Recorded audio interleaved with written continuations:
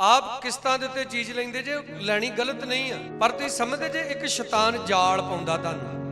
तुसीं पहलां एक चीज़ किस्त ते लैंदे वो तारी नहीं, मतलब किस्तां च लत्थियां फिर दूजी भी लै ली, वो भी नहीं तरियां फिर तीजी भी लै ली, वो भी नहीं तरियां चौथी, हुण 4 किस्तां इकट्ठियां हो गईयां तो हुण चौवां चों समझ नहीं आउंदा पहला किहड़ी तारी है और आपां फस जांदे। फिर साडी किस्त नहीं तरदी ते अगले समान चुक के लै जांदे। परमेश्वर समझ दिंदा सानूं, बोलांगे हालेलुया।